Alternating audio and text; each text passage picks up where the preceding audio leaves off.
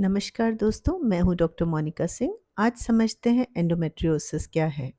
Endometriosis एक condition है जिसमें गर्भाशय की लाइनिंग या एंडोमेट्रियम यूट्रस के बाहर ग्रो होने लगता है, जैसे कि ट्यूब्स, ओवरीज, इंटेस्टाइन्स, ब्लैडर पे।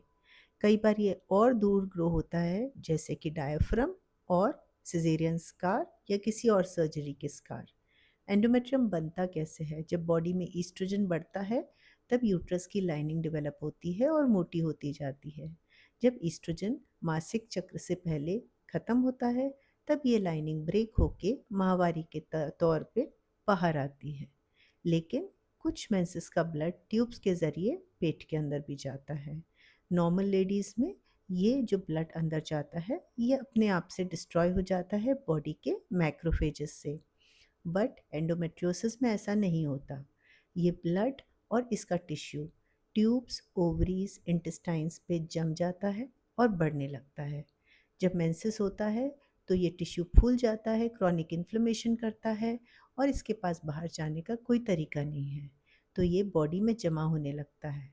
जहाँ भी बॉडी में ये चिपकता है, जमा होता है और बढ़ता है, वहाँ एडिशंस होते हैं। एडिशंस ट्यूब्स को ओवरी से, ओवरी और ट्यूब्स को इंटेस्टाइन से, पाखाने की जगह से चिपका देते हैं और काफ़ी पेशेंट को दर्द होता है। ये देखिए किस तरह से एडिशंस बन रहे हैं ओवरी और ट्यूब के बीच। इसके साथ साथ कई बार ये ब्लड ओवरी के अंदर ट्रैक होके एक सिस्ट बना देता है। इस सिस्ट में पुराना गहरा लाल और ब्राउन कलर का ब्लड होता है, इसलिए इसको कहा गया है चॉकलेट सिस्ट। चॉकलेट सिस्ट के बनने से ना केवल पेशेंट को पेन होता है और इसको इनफर्टिलिटी का भी सामना करना पड़ता है।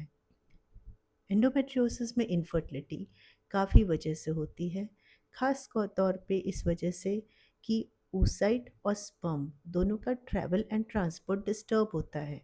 फेलोपियन ट्यूब की मोटिलिटी डिस्टर्ब होती है और इम्प्लांटेशन भी डिस्टर्ब होता है, जिसके चलते इन पेशेंट्स को इनफर्टिलिटी का सामना भी करना पड़ता है। अगर इनफर्टिलिटी हो एंडोमेट्रियोसिस की वजह से, आप अपने विशेषज्ञ से मिलें और प्रॉपर सलाह लें। पेन मैनेजमेंट, हार्मोन थेरेपी और इनफर्टिलिटी की थेरेपी से ये पेशेंट अपनी नॉर्मल लाइफ लीड कर सकती हैं और माँ भी बन सकती हैं। Thank you very much. Thanks for watching.